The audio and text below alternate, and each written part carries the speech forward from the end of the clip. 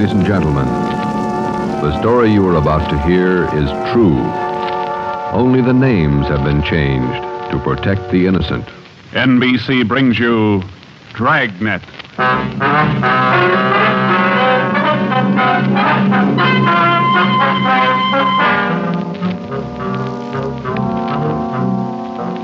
You're a detective sergeant. You're assigned to robbery detail. There's a potential killer on the loose in your city. 18 women have been beaten and robbed by this man. The newspapers call him the Werewolf. Your job is to get him. Dragnet, the documented drama of an actual crime investigated and solved by the men who unrelentingly stand watch on the security of your home, your family, and your life. For the next 30 minutes, in cooperation with the Los Angeles Police Department, you will travel step by step on the side of the law through an actual case, from beginning to end, from crime to punishment. Dragnet is the story of your police force in action. It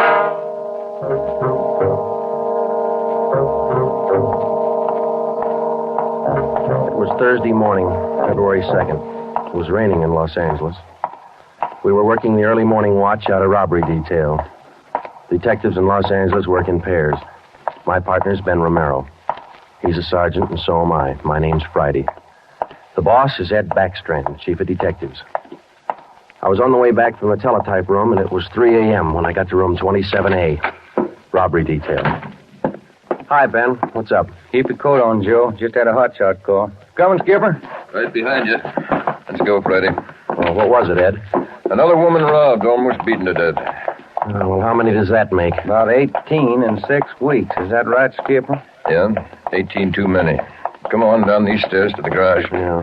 What about that suspect we had, Ed? You mean Martin? Yeah. Had to release him this morning. But I got a good tail on him, Henderson. Yeah. We got any report yet? Nothing definite to hold him for. Here's the garage. Let's hustle it. Right. Then if this isn't Martin's job, Skipper, and he's not the right man... Then we start all over again, and we work night and day till we find the right man. Here's the car. Let's go. Ben, you drive. Yeah, all right. How do the victims describe this guy, Ed? Pretty sketchy. Supposed to be tall, dark, long black hair. Last woman said he had a face like an animal, something like a dog, or a wolf. A wolf? Yeah. She said something like a werewolf. Something like a werewolf. Well, he almost had to be that, judging from the way he operated. He was either an animal or a raving maniac. One thing we were sure of, he was smart and he was dangerous. For almost 2 months, he'd prowled the streets in a stolen car in the early morning, usually between 3 and 5 a.m. And the victims were always lone women, most of them waitresses, coming to work or going home. He dragged them into the car, robbed them, beat them until they were unconscious, and then throw the body out into the street. That's just what we found when we pulled up to the curb near the corner of 8th and Grand. One cruiser car was already there, and so was the ambulance. About a dozen people were standing around looking at the crumpled figure of a woman sprawled out on the sidewalk. 2 officers were talking to the only witness, a thin, sallow-faced newsboy. His story didn't give us much to go on. Like I was telling these cops, or these officers, sir, I was walking up 8th Street on my way home as usual when I see this blue Chevy sedan pull up down the block there a little way and dump out the dame's body. Well, actually, I don't know what to think. You get a look at the license plate? Well, no, I didn't. Tell you the truth, I could hardly keep from... Well, I was just plain scared. Hmm. What did you do after you saw him throw the body out, son? Well, I just stood there for a minute, and the fellow in the car drove right on past me. Did you get a look at him? I sure did. How close were you when he drove past? Well, no, it couldn't have been more than, 8 or 10 feet away. I was right over there by the street light near the curb. Would you know this man if you saw him again? I don't know about his height or his build or his weight, but, mister, his face I'll never forget. Why do you say that? It was just like the paper says about him. Right here on the front page. Here, read it. See? The woman says the attacker looked like werewolf. That's all the newsboy could tell us. The suspect drove a blue sedan. He had a face like a werewolf. We covered the neighborhood for clues, and we questioned a dozen people, but we got nowhere. We took the witness's name and address, and we drove down a couple of blocks to an all-night gas station. 14-hour off the Metropolitan. I'm going in here and call the office and see if Henderson's called in on Martin. We might still have a suspect. Right, Skipper. 13-hour off the Metropolitan. Looks as mad as a wet hornet, doesn't it, Joe? Yeah. Did you get a good look at that woman's face when they moved her in the ambulance? Yeah. Sure does like to mess him up. Oh, I don't know how we're going to get him, Ben, but we better do it fast. Next time it'll probably be murder. Oh, here comes the skipper, Joe. Uh-oh. Doesn't look good. What is it, Ed? Just talked to Henderson. He tailed Martin to a bar in Long Beach. He hasn't been out of his sight for 2 minutes since yesterday. Martin's clear. And we're right back where we started. Yeah, with one more half-dead woman in the hospital. Well, how about that stolen car, Skip? Wait a minute. Victim of Get that 211 radio and up. attack. Okay. Code 3. Ambulance dispatched. Code? Attention, all units. On Grand Avenue between Venice and Washington. A woman, victim of robbery and attack. Code 3. Ambulance detached. Code 3, red light and siren. Come on, Friday, let's roll.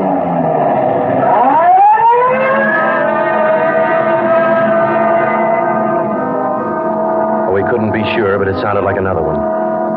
6 minutes later, we were there. Same story. Werewolf. The next day, the chief ordered the number of cruiser cars doubled in the Central District. This was for the early morning watch with plainclothesmen to back them up. Then the newspapers played it vague, and in 2 days, the story was on the front page of every paper in town. Maybe that should have made the werewolf lay low, but it didn't. Because at 4 o'clock that morning, while Ben and I were patrolling with the other cars, he got his 20th victim. Attention, all units. Whittier between Soto and Matthews. A woman, victim of 211, an attack. Code 3. Ambulance dispatched. Here's a report on that blue sedan he used the other night, Joe. Found it out on Anaheim Telegraph Road. Any luck with it? Not one fingerprint we can use. Anything else? Nothing. Well, how about the auto theft detail? Same old story, Joe. He steals a car, uses it once, and then drops it. Never leaves a thing behind. Well, that's great. We're sure moving fast. How about that big guy you picked out of the lineup this morning? Oh, I checked his alibi. It's perfect. Now we haven't got even half a clue. Yeah. Well, come on, let's check with Ed. He's instructing the policewomen on the plan for tonight. All right. Now you've heard the report. You understand how the suspect operates and what you're to do. I think so. Remember, all of you forget you were ever policewomen. Change the way you walk, the way you carry yourselves. That's the part you're playing, all right? Okay. And be careful and don't take any chances. All right, Freddie. Okay, Ed. Now, just to make sure you look the part, we're spotting each one of you at different restaurants and coffee shops throughout the Central District. And from 7 o'clock tonight until daylight tomorrow, each one of you is going to be a waitress. You got that? Yeah. Okay, Ben, you want to give them their assignments? Okay, Joe. Well, here's the way it lines up. Marge Kissel at the Top Hat Cafe. That's on 9th Street between Alpharetta and Westlake. Okay. And Katie Wells, Joe's Coffee House, Brooklyn, Soto. Right. Pat Fielding at the All-Night Steakhouse on Figueroa Street between Florence. No, the trick of using decoys to lure criminals into a trap wasn't exactly new, but, well, it was just one of the old tricks that we figured might land the werewolf behind bars. At 7 that night, Ben and I made the rounds and found each of the policewomen on her job as a waitress. Well, the overall plan was simple. The girls were to leave the different restaurants between 3 and 5 a.m. that morning and pretend they were walking home. We mapped different courses for each one of them to throw out as much bait as possible and yet not to make it look suspicious. Each policewoman, from the time she left the restaurant and stepped out into the deserted streets, would be pretty much on her own. We had officers planted all along the way at designated intervals, but a big element of chance and danger was still there. All we could do was cross our fingers and hope. How much more time, Joe? Let me see. She's due in 2 minutes. Yeah. Waiting gets on your nerves. And it won't be long. This corner doorway's a pretty good lookout spot. Yeah. Wait a minute. Listen. Who is it, Joe? Can you see? Get back. What is it? Wait a minute. It's Marge Kissel. There's a man following her, a big guy. If it's the werewolf, where's his car? I don't know. Maybe he changed his plans. Get back. Here they come.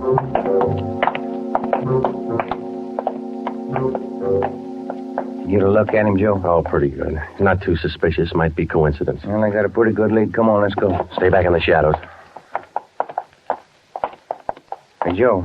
So where'd the guy go to? I lost him. The little coffee shop up in the next corner, see? Take a look. Oh, yeah. He's opening the door. He's turning on the lights. Looks like a false alarm, Joe. Well, let's check him anyway.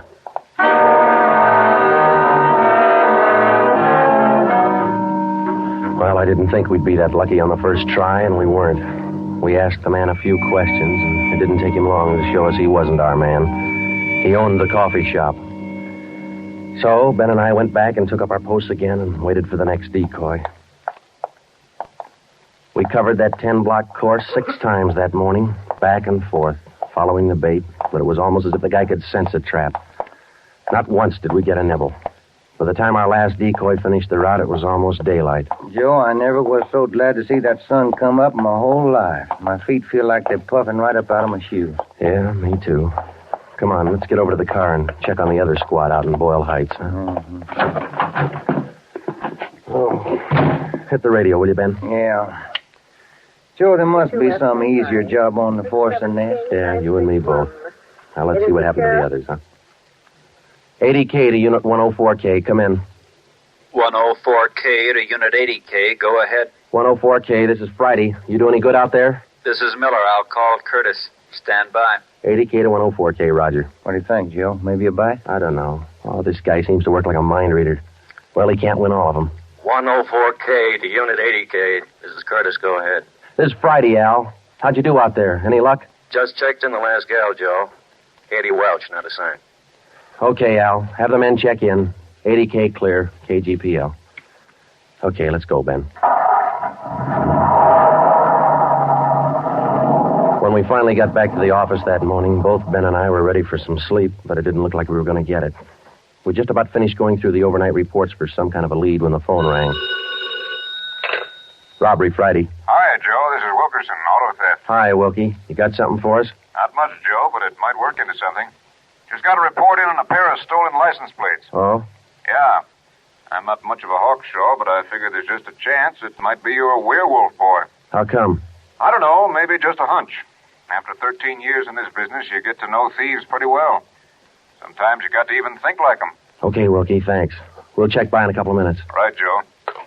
What do you have to say? Pair of license plates stolen last night. Wilkie's got a hunch it could have been our man. Well, might be an angle, Joe. If that werewolf guy'd hang on to one car long enough, we'd have a chance at it. Well, he's too smart for that. I don't know, Joe. Sooner or later, he's going to make a mistake. Yeah. Come on, let's check with Wilkie. Well, we checked with Wilkerson. We got the best piece of news we'd had in days. On the average, 95% of stolen cars are recovered or located within 24 hours. In the remaining 5%, Wilkerson, by a simple process of elimination, narrowed down the number of cars the suspect might be driving.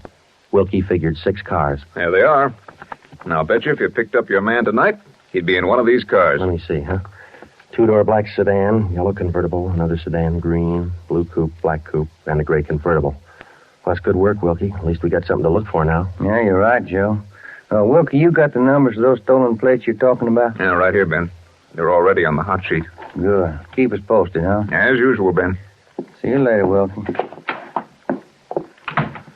That's a good break, Ben. Something to keep us busy tonight. Tonight? What do you mean? We're setting another trap. Same thing as last night. Same police women, same everything. Yeah, only this time let's hope he steps into it. You know, Joe, this werewolf character's getting me mad.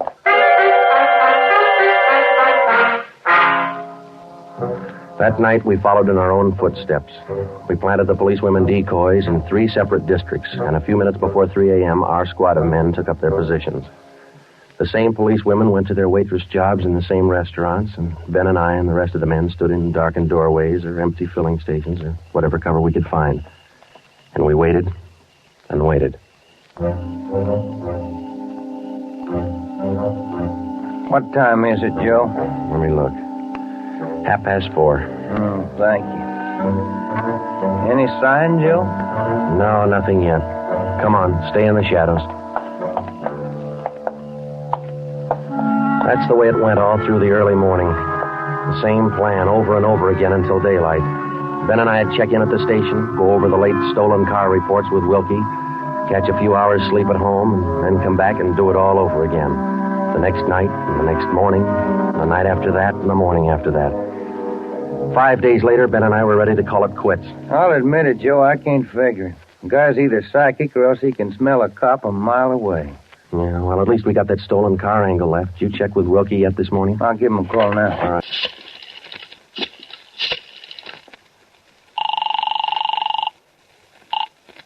Auto theft, Wilkerson. This is Ben, Wilkie. Got anything for us this morning? Yeah, just going to call you. You fellas ought to let me solve your cases for you. Why? What'd you get? The boys picked up 3 of those 6 stolen cars since late yesterday. Great. Now, what does that leave us with? Well, here are the 3 still missing. Yeah. 4 X-ray 763. Yeah. 5-6 Young 342. Uh-huh. 6-1 Robert 385. Yeah. Got those? Yeah, thank you, Wilkie. Check you later. Good news? Remember those 6 missing cars? Yeah. Wilkie says the boys found 3 of them since late yesterday. Here's what's still out. The blue coupe, the yellow convertible, and the gray convertible. Yeah. Well, this feels like the right track for a change, Ben. Flighty, Romero, got a minute? Sure thing, Skipper. Come on, Joe. What do you got, Ed? Woman out in Hollywood just called in with this. She said she walked down to the corner from her house last night to mail a letter. On the way back, a guy pulled up in the car and tried to drag her inside. Any description? Big, heavy-set, dark, same thing. Well, how'd you get away from him, Skipper? She said she started running as soon as he made a motion toward her. And he saw her run up the steps of her house. He jumped back in the car and took off. Well, how come she didn't call in before this? She hasn't got a phone. She's afraid to leave the house again till this morning. Sounds good, Chief. You got her address there? Here you are. Mrs. Tom Burdick, 1237 Wilcox, apartment 10. Come on, Ben. This might be what we're looking for. Who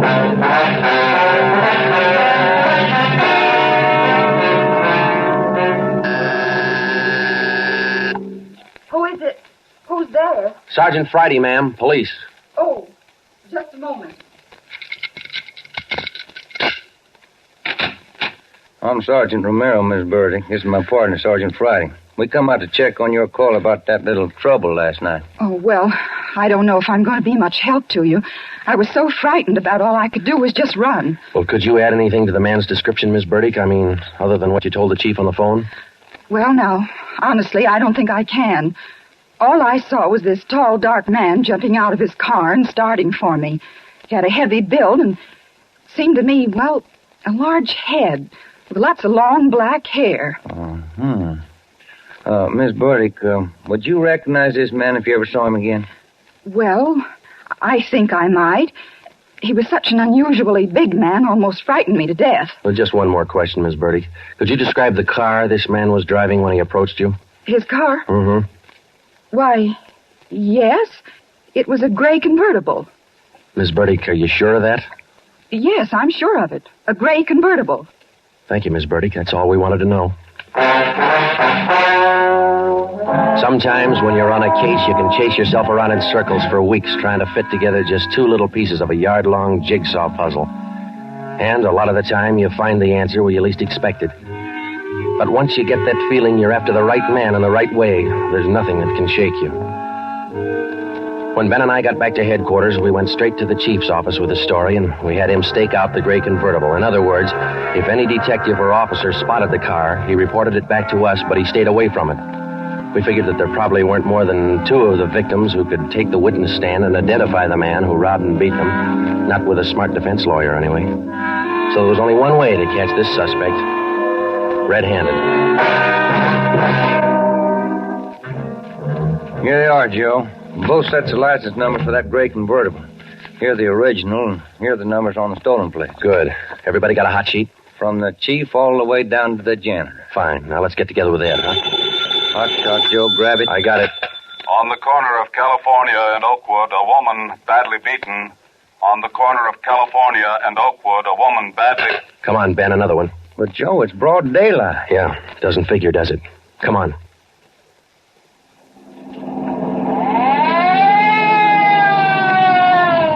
That vacant lot over there, Joe. 2 plainclothesmen and uniformed officers were keeping the crowd back.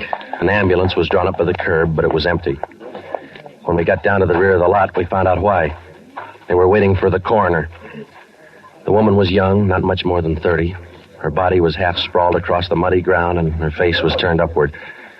It had been badly beaten. They figured it happened last night, Sergeant. Have the fingerprint men been notified? Yeah. How about the crime lab? Just called them. That's good. Now, let's keep everybody out of the area till they get here. All right, Sergeant. Who found the body? One of the kids in the neighborhood. Woman was dead when he found her. Did she live around here? About a half mile away. I hear she's got 3 kids. Or she had 3 kids. You seen enough, Ben? Yeah. Let's get on back to headquarters.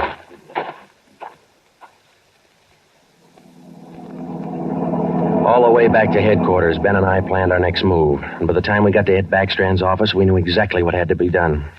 When we told him about the werewolf murder, he didn't say a thing for a minute. He just stared across the room at the calendar on the wall. Then he brought his hand down hard against the desk. Friday, Romero, I'm only going to say this once, so get it straight. That guy's pulled his last job in this city. He's through robbing and beating women, and he's through with murder. I've given you time to track him down, and now I want him in. No stalls and no excuses. I want him. I don't care how many men you use, and I don't care how you get him, but get him.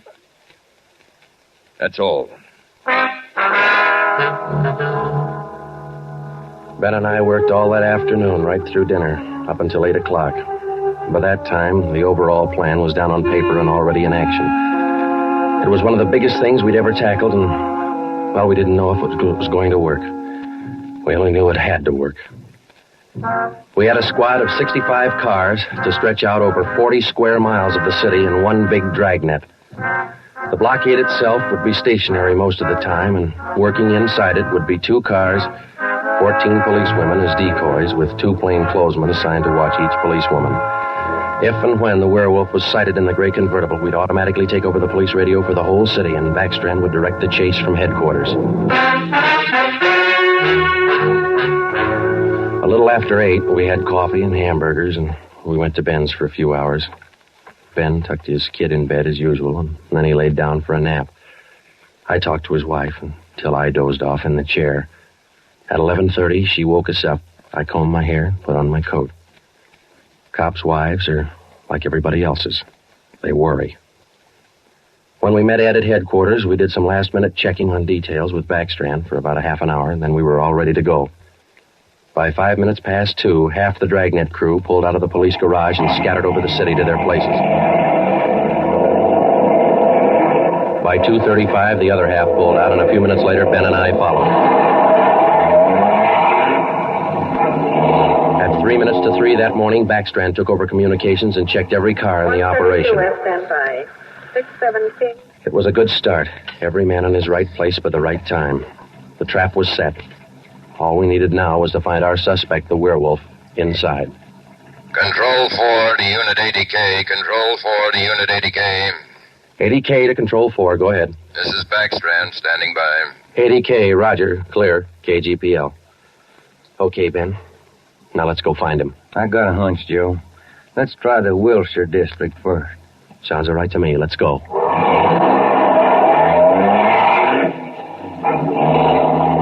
For the first hour and a half, we raked the Wilshire district back and forth. Not a sign.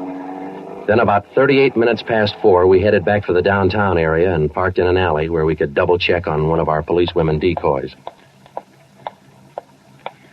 Here comes one of the gals now, Joe. Pat Field. Bet her feet are almost as tarred as mine. See anything else, Ben? Nothing. Quiet as a church. No, wait a minute. Car just turned the corner. Heading up in the same direction she is. Joe. Joe, it's slowing down. Wait a minute. It's pulling up beside her.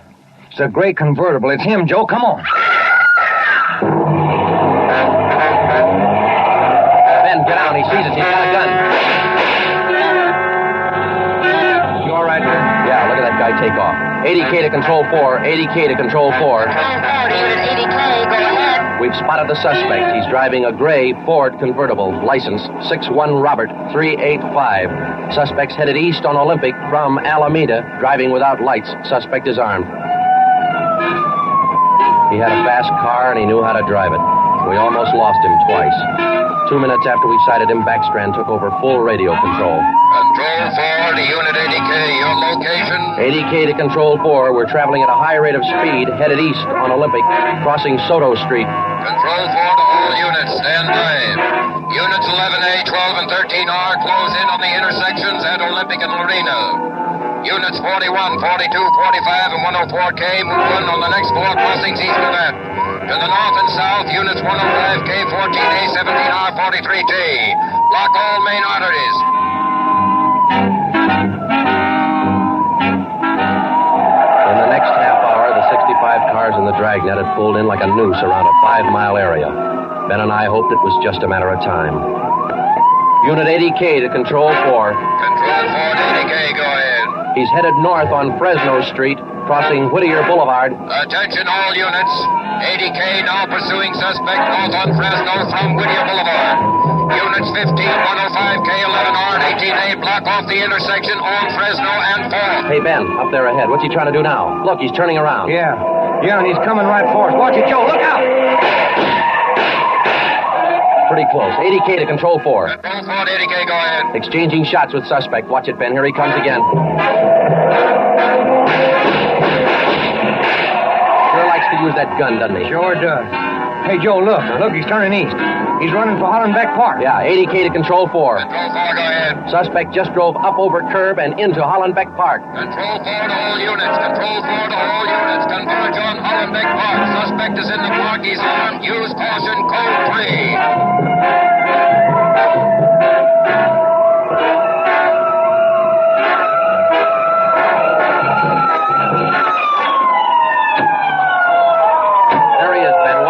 Looks like a night baseball game with only headlights. Yeah, come on, let's get him. Yeah. Never say die, huh, Joe? Joe, can you get a shot at him?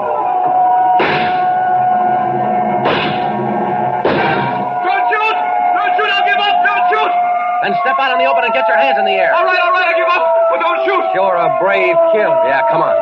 All right, you get your hands in the air. Come on, higher. Joe, look out, he's got a knife. I got him. Joe, those women were right. He does look like a werewolf. Yeah. You got your handcuffs? Yeah.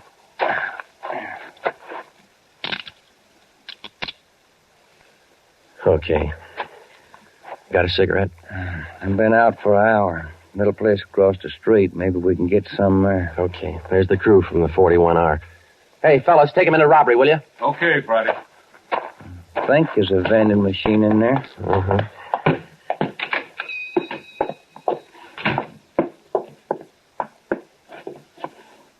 Say, you got some change for the cigarette machine, mister? I think so. Say, who's that guy all them cops are after over in the park a little while ago? I picked up the werewolf. Been reading the papers? Yeah. You fellas cops? Yeah. Sure made it easy for you, didn't he? All you cops had to do was surround the little fella in the park. Nothing to it, huh? Yeah, that's right, mister. Nothing to it.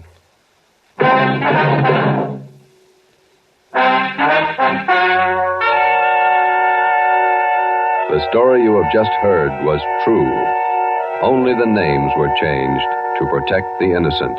Walter Barton, known as the Werewolf, was tried and convicted and is now serving a full life sentence at the state penitentiary.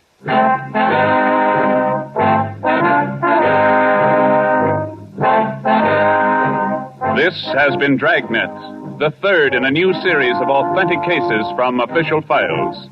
Technical advice for Dragnet comes from the office of C.B. Horrell, Chief of Police, Los Angeles Police Department.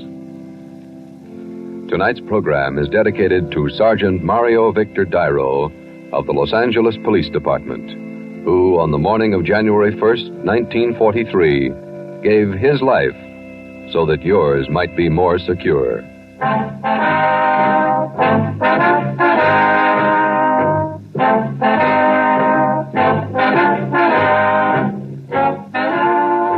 Dragnet came to you from Los Angeles.